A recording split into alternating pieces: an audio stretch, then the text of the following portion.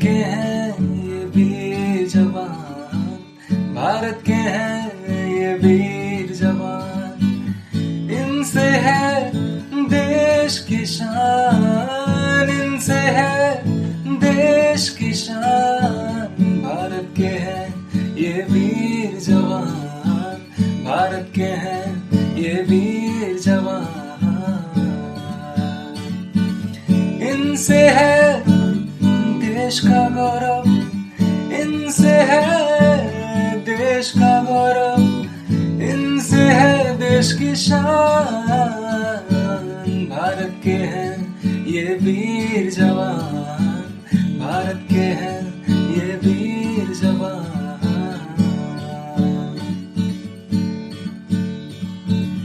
आओ मिलकर सुने इन वीरों की कहानी, आओ मिलकर हम सब सुने इन वीरों की कहानी, ओलियन सैनिक वाणी। நாகர் சமுதாய வானொலி, மீடியா ஃபார் சமுதாய நிறுவனமும் கூட்டாக இணைந்து வழங்கும் சைனிக் வாணி முன்னாள் இராணுவத்தினருக்கான வலைவொலி நிகழ்ச்சி. கருத்து மற்றும் வடிவமைப்பு டாக்டர் ஆர் ஸ்ரீதர் அவர்கள். நிகழ்ச்சியினை தயாரித்து வழங்கியோர் நாகப்பட்டினம் EGSP குழுமத்தின் மூலம் இயங்கும் நாகை சமுதாய வானொலி. கார்கில் விஜய் திவாஸ் ஓய்வு பெற்ற இந்திய ராணுவத்தின் ஹானரரி கேப்டனும் நாகப்பட்டினம் ராணுவ கேண்டீன் உதவி இயக்குனருமான திரு M. ராமகிருஷ்ணன் அவர்களுடன் நேர்முகம் கேட்கலாம்.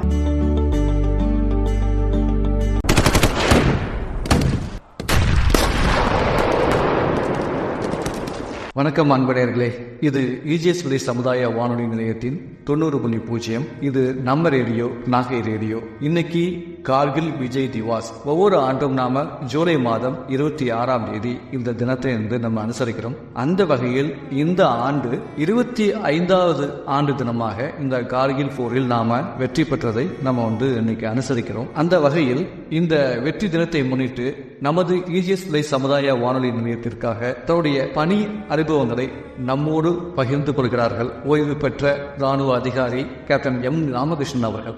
சார் வணக்கம் சார். ஃபர்ஸ்ட் ஆஃப் ஆல் எங்களுக்கு தேர்ந்தெடுத்து இந்த மாதிரி ஒரு கார்கில் திவசன் என்று எங்களை பேட்டி எடுக்கணுங்கிறத எங்களுக்கு தேடி வந்ததுக்கு மிக்க நன்றி. என்னுடைய ராணுவ வீரர்கள் சார்பாக உங்களுக்கு நான் நன்றி தெரிவித்துக் கொள்கிறேன். ஃபர்ஸ்ட் உங்களுடைய அறிமுகம் என்ன, எங்க படிச்சீங்க? ஆக்சுவலி சார் நான் diploma mechanical engineering Salem Thiagarajar பாலிடெக்னிக்ல முடிச்சேன் 1989. 18ல முடிஞ்ச உடனே நான் மிலிட்டரியில நான் 89 டிசம்பர் 27 நான் ஜாயின் பண்ணினேன். அஸ் இன்ஜினியர் கோர்ல நான் ஜாயின் பண்ணினேன். பட் இந்த மிலிட்டரியில நான் ஜாயின் பண்ணுங்கிறதுடைய உந்துகோல் எங்க தாத்தா, எங்க அப்பாவுடைய அப்பா தாத்தா ஒரு பிரிட்டிஷ் போலீஸ்ல இருந்து சர்வீஸ் பண்ணாரு. எங்க தாத்தாவை பத்தி எங்க அப்பா சொல்லிட்டே இருப்பாரு.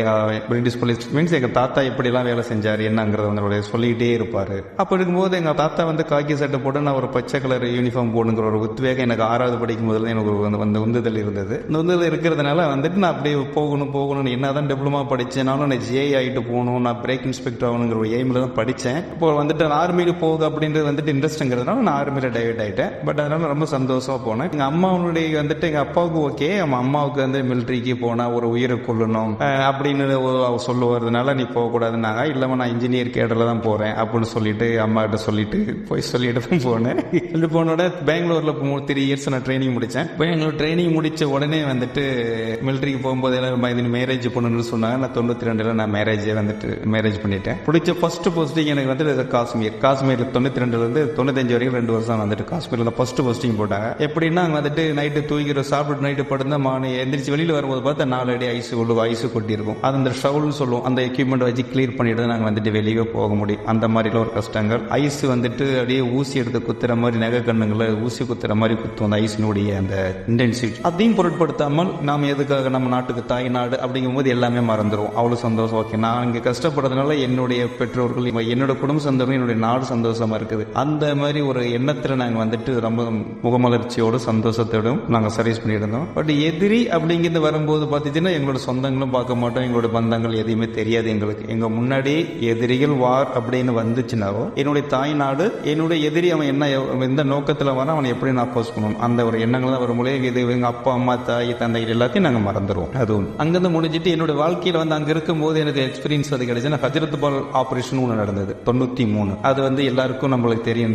எல்லாருக்குமே தெரிஞ்சிருக்கும். அப்படின்னா 1993 அதில் வந்துட்டு மார்ச்சில் வந்துட்டு இந்த உக்ரவாதிகள்லாம் வந்துட்டு சிவில் பீப்புள் பப்ளிக் மசீதுக்கு போயிருக்கும்போது 250 பேரை வந்துட்டு அப்படியே மசீதில் அரெஸ்ட் பண்ணிட்டேன். அரெஸ்ட் பண்ணிட்டு சில தீவிரவாதிகளை நம்ம இந்தியன் ஆர்மி அது வந்துட்டு போலீஸ் டிபார்ட்மெண்ட்ல அரெஸ்ட் பண்ணி வச்சிருக்கிறதுனால அவைகளெல்லாம் ரிலீஸ் பண்ணணும். அப்போதான் இவங்க 250 பேரை நான் பப்ளிக்கே ரிலீஸ் பண்ணுவேன் அப்படின்னு சொல்லிட்டு ஒரு கண்டிஷன் போட்டு அதை வந்துட்டு இது பண்ணிட்டாங்க. அப்போ வந்து நாங்கள் இன்ஜினியரிங் டிபார்ட்மெண்ட் இருக்கிறதுனால வந்துட்டு அஜரத் தல் லேக், அஜரத் பால் எங்க இருக்குன்னா தல் லேக்கினுடைய பார்டர் அந்த பவுண்டரி இருக்குது. அந்த ஆபரேஷன் போகும்போது தண்ணிக்கு வெளியே நாங்கள் ரவுண்ட் பண்ணிச்சு 20,000 people of Indian army soldiers வந்துட்டு ரவுண்ட் அப் அந்த மசீத் யாரும் அது தீவிரவாதி இளைஞர்கள் அங்க இருந்தார். அப்ப நாங்க இன்ஜினியர் டிபார்ட்மெண்ட் தண்ணி வழியா இன்கேஸ் அண்டர் கிரவுண்ட் வாட்டர் மூலியமா தப்பிச்சு போயிடக்கூடாது தீவிரவாதி இளைஞர்கள் நாங்க வந்துட்டு போட் மூலியமா போயிட்டு அந்த மசீதியை சுத்தி அரௌண்ட் பண்ணும்போது 15 மீட்டர் டிஸ்டன்ஸுக்குள்ள நாங்க வந்துட்டு நாங்க கவர் பண்ணிருக்கும் போது தெரியும் உயிரை கையில பிடிச்சிட்டு இருக்கோம். பட் அந்த மாதிரி அவனை தப்பிச்சும் போயிடக்கூடாதுங்கிற மாதிரி அந்த மாதிரி எனக்கு ஒரு எக்ஸ்பீரியன்ஸ் கிடைச்சது. அதையே வந்துட்டு ஓகே டூ ஆர் டை அப்படிங்கிற ஒரு எண்ணத்துல தான் நாட்டுக்காக குடும்பம் என்ன குடும்பம் நம்ம நாட்டு மக்களுக்காக நம்ம வந்துட்டு உயிர் போனாலும் போறங்கிற ஒரு தைரியமா இல்ல நாங்க போய் செஞ்சோம். அந்த சமயத்துல வந்துட்டு நான் புது ட்ரைனிங் முடிச்சுட்டு போன புது நியூ சோல்ஜருங்கிறதுனால எனக்கு ஒரு டாஸ்க் கிடைச்சது. உள்ள இருக்கிறவங்களுக்கு சாப்பாடு கொடுக்கணுங்கிறத சாப்பாடு எங்களுடைய யூனிட்டுக்கு டர்ன் ஓவர் வருது. சாப்பாடு கொண்டு போய் கேட்டுக்கு முன்னாடி நான் வந்துட்டு வைக்கிறதுக்கு நாங்க 2 பேர் நானும் என்னுடைய ஃப்ரெண்டும் போறோம். கேட்டு கிட்ட கொண்டு வைக்க போறோம். என்னிடத்துல துப்பாக்கி இருக்குது மாட்டியிருக்கேன். பட் நோ யூஸ், ஏன்னா நான் சாப்பாடு தூக்கிட்டு போறேன். அவன் ஒன்று வெளியில கேட்டுக்குள்ள இருந்துகிட்டு கேட்டுக்குள்ள அவன் இருக்கிறதா அவன் வந்துட்டு ரெடி டு கன், அவனுடைய கண்ணு கோலுக்குள்ள கண்ணை வச்சு ரெடியா இருக்கான். அவனுக்கு எனக்கு உள்ள டிஸ்டன்ஸ் வந்துட்டு ஒரு 1.5 மீட்டர் டிஸ்டன்ஸ் கூட கிடையாது. கேட்டுக்கு வெளியே உள்ள இருக்காம கேட்டுக்கு வெளியே நம்ம சாப்பாடு பக்கத்துல கொண்டு வைக்க போறேன். அப்பயும் மாரி அதே மாதிரி நம்ம மக்களுக்காக சாப்பிடுங்கிறதுக்காக வச்சுட்டு உடனே வந்துட்டு எஸ்கேப் ஃப்ரம் த சைட் வந்தாச்சு. அது ஒரு எக்ஸ்பீரியன்ஸ் எனக்கு கிடைச்சது காஷ்மீர்ல. அதுக்கப்புறம் வந்துட்டு என்னோட எக்ஸ்பீரியன்ஸ் அப்படின்னா சுனாமிங்கிறது உங்களுக்கு தெரியும். அதனுடைய இதுலயும் வந்துட்டு நான் டைரக்டா 1-to-1 இன்வால்வ் ஆயிருந்தேன். நான் வந்து டிப்ளமோ முடிச்சு போனதுனால மிலிட்டரி இன்ஜினியரிங் டிபார்ட்மெண்ட்ல சர்வீஸ்ல இருந்தனால நான் வந்துட்டு போர்ட் பிளேயர்ல கடோங்கிற ஏரியாவில் இருந்தேன். அது வந்துட்டு எங்களுடைய வேலைன்னா நேவியினுடைய ஷிப் யார்டுகள்லாம் நாங்கள் வந்து கரண்ட் சப்ளை ஜென்ரேட் பண்ணி கொடுக்கணும். அங்கே இருக்கும்போது மார்னிங் 7 மணி இருக்கும். அந்த சமயத்தில் தடதடன்னு பில்டிங் ஆடுது. எந்திரிச்சு ஓடி கிரவுண்டுக்கு ஓடி போய் நிற்கிறோம்.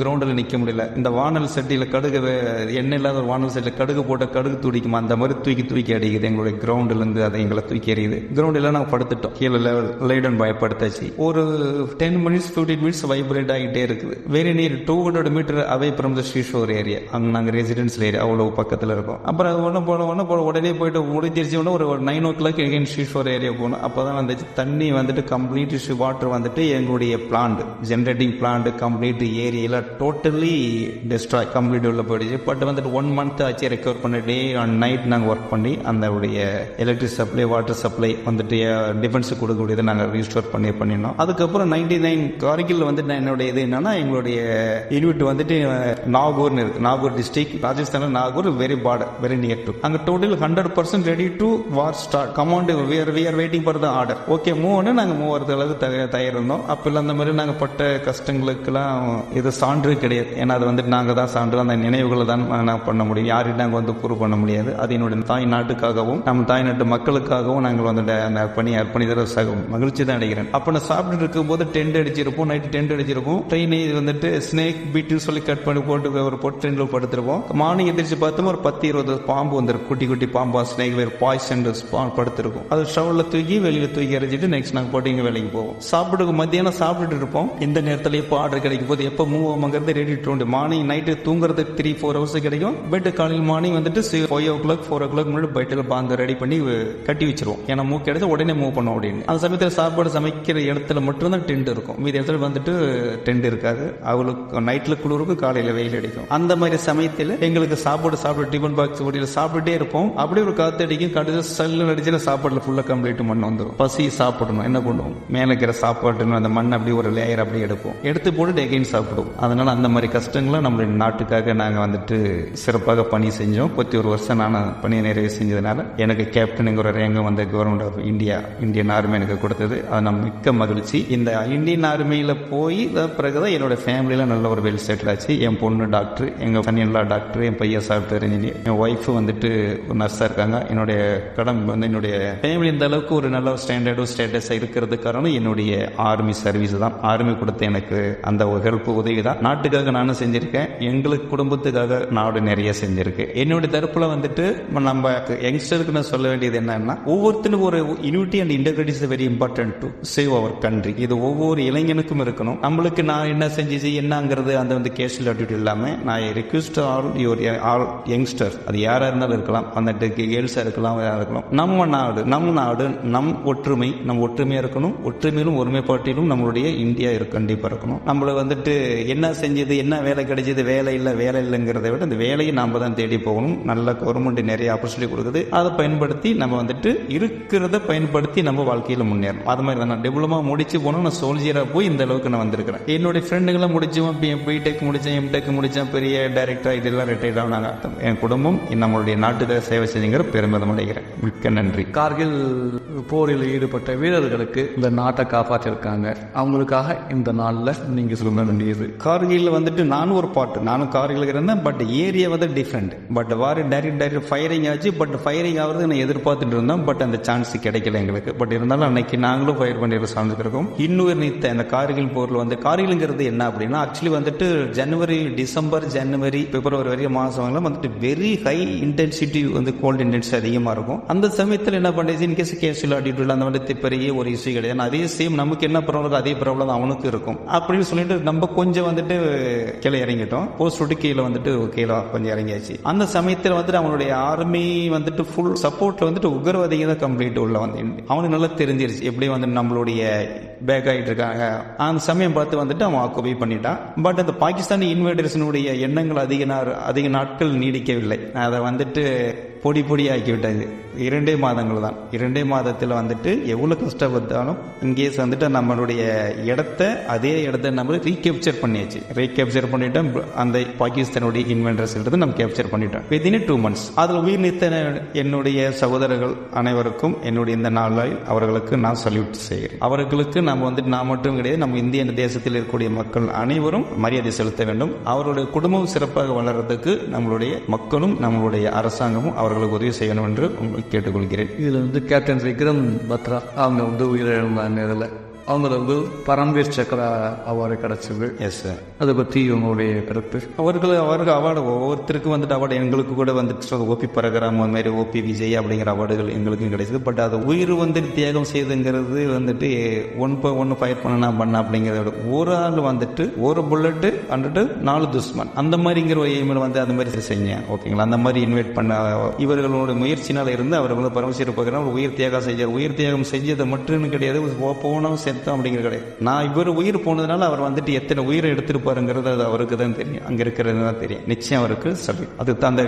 அந்த அவார்டு வாங்கினதுக்கு அது தகுதியானவர். ஓகே, மிக்க நன்றி சார். இது வரைக்கும் நம்முடைய வானொலிக்கு சிறப்பாக தங்களுடைய பணி அனுபவத்தை பகிர்ந்து கொண்ட உங்களுக்கு எங்களுடைய EGS பிள்ளை சமுதாய வானொலி நிலையத்தின் சார்பில் நன்றியையும் தெரிவித்துக் கொள்கிறோம். ஓகே சார், மிக்க நன்றி. ஜெய்ஹிந்த். ஓய்வு பெற்ற இந்திய ராணுவத்தின் ஹானரரி கேப்டனும் நாகப்பட்டினம் ராணுவ கேண்டீன் உதவி இயக்குனருமான திரு M. ராமகிருஷ்ணன் அவர்களின் நேர்முகம் கேட்டீர்கள்.